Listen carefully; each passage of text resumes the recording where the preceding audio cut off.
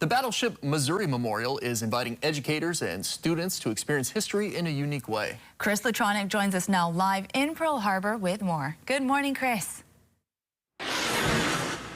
Good morning to you, Sarah, Sam, and everybody on this Aloha Tuesday. Yes, a beautiful Aloha Tuesday as we saw the sunrise from the USS Missouri. And now we're here in the mess hall just learning more about its very rich history with some new exhibits that are now in play, like this one, Life After Infamy. And here to tell us more is curator Frank Clay to tell us all about it. Good morning, Frank. So we were on the front deck. Tell us about the kind of after the war.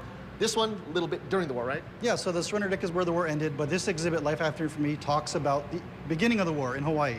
So we talk about the attack on Pearl Harbor and the Kama'aina, who had to stay on the island in the middle of martial law during the duration of World War II. And we do that through the lens of Dorinda Nicholson, who was a 6-year-old child at the time, and she witnessed the attack on Pearl Harbor from her Pearl City Peninsula home. Okay, now I'm gonna step out of the way so you can see, and yes, it's a pretty cool story about Dorinda, an American girl of just 6 years old. Tell me more about her story and how it became actually even an American Girl doll, right? Right, so yeah, Dorinda and her family had to live through wartime Oahu, but she wanted to preserve her culture and did a lot of things like hula and other activities that kind of distracted her from the many things happening during the war. And very fortunate, she loaned us some objects.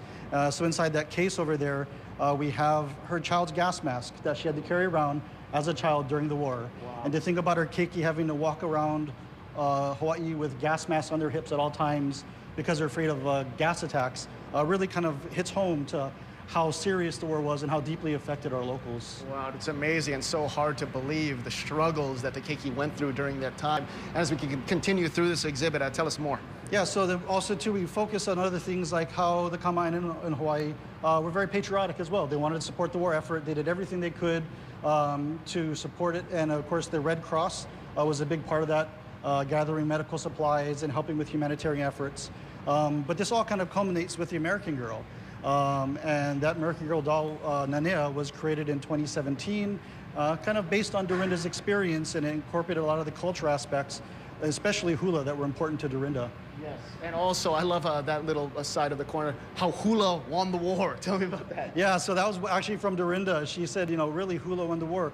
Not only was it an opportunity for our Kama'aina to practice their culture and kind of distract them from everything going on around them, but also as a way of sharing the Hawaiian culture with the military personnel coming and going, and really hula kind of hit mainstream after that in many respects. Wow, that is amazing. Mahalo to Dorinda. And this space, you said every year there's a different kind of exhibit, but this is open for how much longer? This exhibit will be open until June of 2025.